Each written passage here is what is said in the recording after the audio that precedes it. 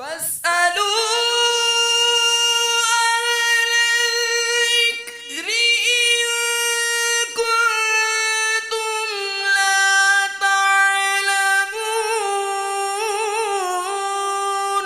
تو اے لوگو علم والوں سے پوچھو اگر تمہیں علم نہ ہو۔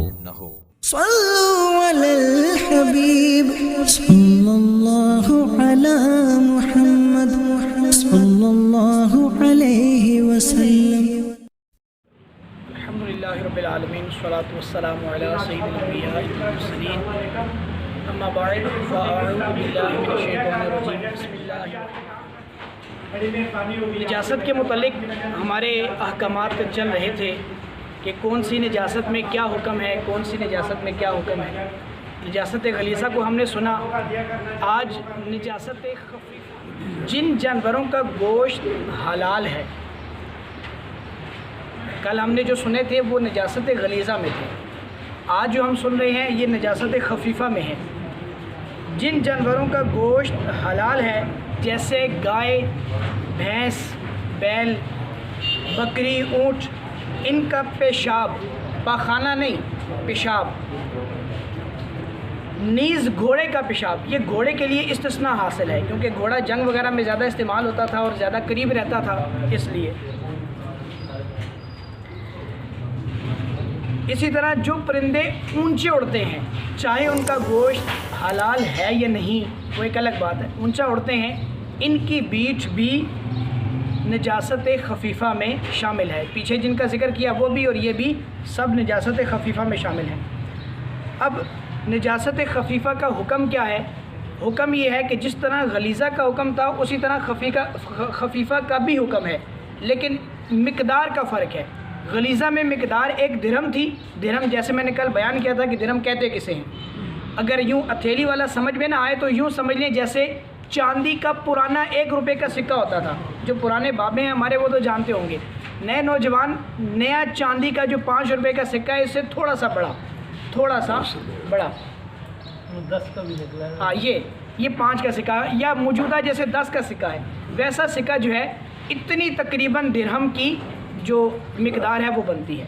خفیفہ میں کیا حکم ہے؟ خفیفہ میں حکم ہے جس کپڑے کے جس حصے یا بدن کے جس حصے پر لگی، مثال دامن پہ لگی تو دامن یہ سامنے والا، تو اس کا چوتھائی حصہ یعنی دامن کے 4 حصے کیے جائیں 1/4،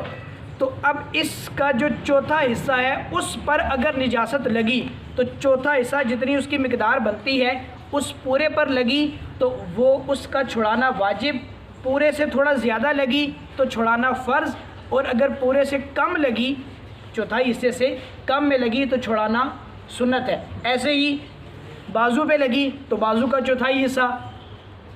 ٹانگ کے کسی حصے پہ لگی تو ٹانگ کا چوتھا حصہ، اسی طرح مطلب آپ جس جگہ پر لگی اس کے حصے کو 4 حصوں میں تقسیم کریں گے، تو اگر چوتھے کے برابر لگی ہے تو واجب، زیادہ لگی تو فرض اور کم لگی تو چھوڑانا سنت ہے۔ اور نماز پڑھنے کا بھی حکم یہی ہے کہ اگر نماز پڑھ لی تو نہ ہوگی، یا مکروہ تحریمی ہو جائے گی یا مکروہ تنزیہی ہو جائے گی، ٹھیک ہے؟ یہ ہے نجاست خفیفہ کا حکم۔ اب ایک اور مسئلہ، جن حضرات نے جانور رکھے ہوتے ہیں وہ اس بات کو زیادہ غور سے سماعت فرمائیں کہ جو جانور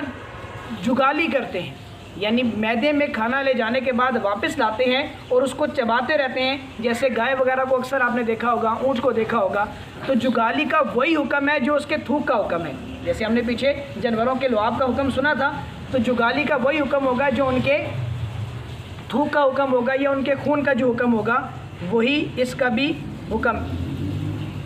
جگالی کا وہی حکم ہوگا جو اس کے پاخانے کا حکم ہوگا، ٹھیک ہے؟ تھوک کا حکم نہیں، پاخانے کا حکم۔ یہ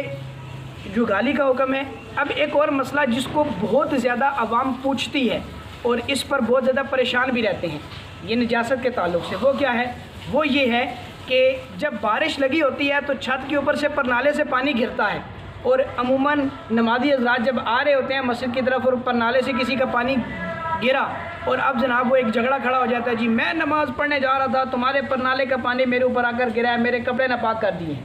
تو یاد رکھیں پرنالے سے گرتا پانی ناپاک نہیں ہے، ٹھیک ہے؟ کسی کے پرنالے سے پانی گرا، اگر بارش ہو رہی ہے تو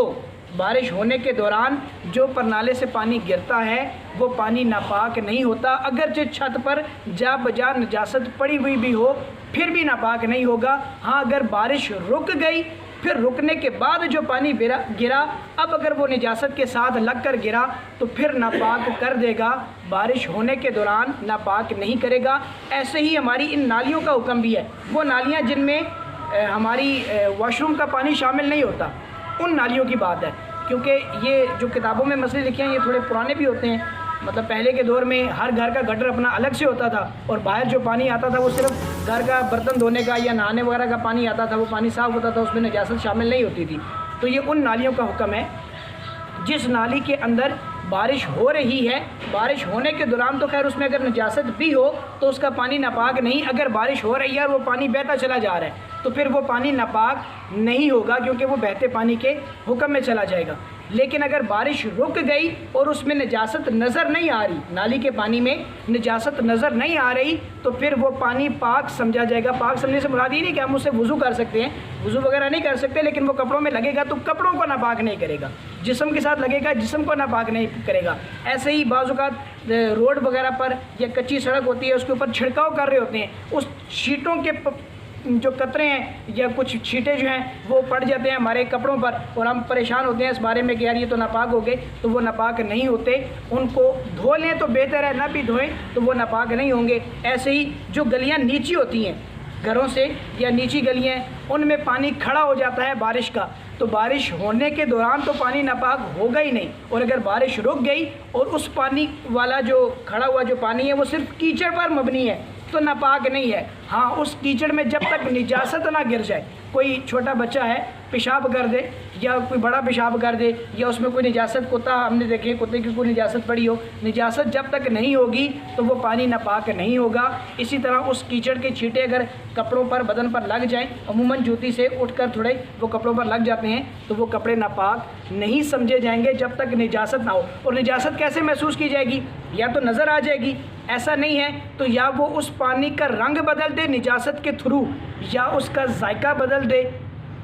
یہ جو تین صفات ہیں ان تین صفات کو دیکھا جائے گا، اگر یہ اس میں پائی جاتی ہیں، ان تینوں میں سے کوئی ایک پایا جاتا ہے تو پانی کا حکم بدلے گا، ادروائز پانی کا حکم جو ہے وہ نہیں بدلے گا۔ اصلاً جو ہے وہ پانی کو پاک ہی سمجھا جائے گا۔ اللہ مجھے اور آپ کو عمل کی توفیق عطا فرمائے۔ کل انشاءاللہ ان کو پاک کرنے کا طریقہ بھی سنیں گے کہ بدن پر یا کپڑے پر نجاست لگ جائے تو اس کو پاک کیسے کریں۔